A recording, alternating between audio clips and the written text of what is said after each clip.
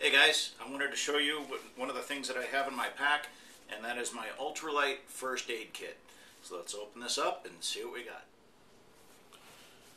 So the first thing we have here is a dry bag, and I actually like this a lot because not only does it keep it dry, but it's red so that everybody knows it's a first aid kit.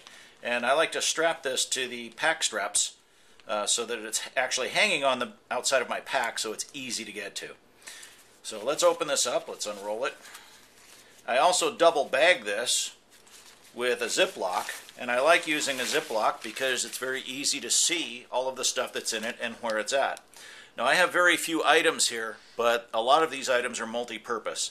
This is what I consider to be the absolute least number of things that you should carry for a first aid kit. I have one just like this in my truck. I'm a truck driver for a living, so I have one like this in my truck as well. So the first thing that we get to is the nitrile gloves. I have two sets because sometimes if you run into a problem you need more than one pair. So these are always good to have right on top and put them on immediately. If you're taking vitals, it's not a bad idea to actually write their vital signs on the glove along with the time as you take them, the breathing and their pulse rate, and you can see if they're improving or if they're actually degrading in their signs. And that's something that emergency help often will ask you. Now, I've often noticed that there is no medium injury. Either you have an injury that's a scratch or you have something that's bleeding a lot. So I carry a half a dozen Band-Aids, and you don't need the different sizes of Band-Aids, just carry the one big size. And I carry 6 of them because quite frankly, if you use a couple of them and you forget to replenish it, at least you still have some in there. So it's not a bad idea to carry half a dozen of those. And if you don't have access to these, you can buy them, or you can ask your mom or your girlfriend or your wife for these. These are sanitary napkins. These are the overnight extra thick versions. I carry 2 of these because sometimes people are injured more than one place. And if you have an injury that's bleeding a lot and you put a piece of gauze on it, it bleeds through, then you have to put another piece of gauze on it, it bleeds through that, and then a third and a fourth.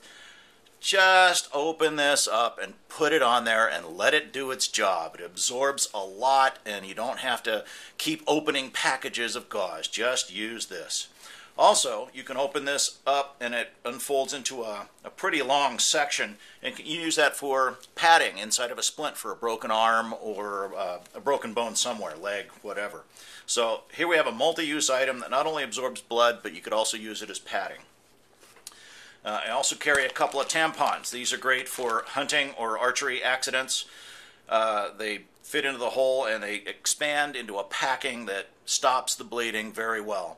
These are also fantastic for a kid with nosebleeds.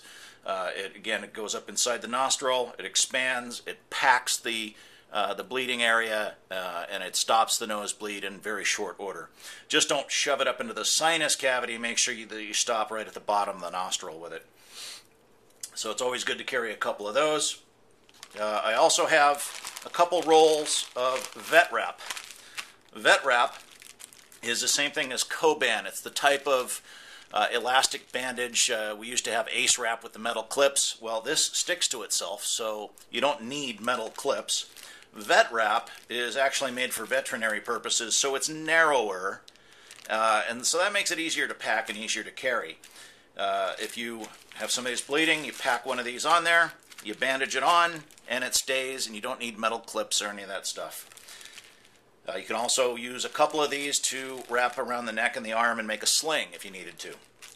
So these work exceedingly well. If you don't have access to vet wrap or Coban, pack a couple of triangular bandages, because you can use triangular bandages a lot of different ways to bandage on pads, or to make slings, or to wrap sticks with these as padding for a splint. You can do a lot of things with either triangular bandages or the vet wrap. And last but not least is the plastic bag itself is great if there's a chest wound into the chest cavity where air is getting in and the lung collapses. You get the person to exhale and you put this over the hole, and as they inhale, they can now inhale through their mouth and not through the hole in the chest cavity, and it works out well. So all of these are multi-use items. It works very well, and I would not be caught with anything less than what I have here.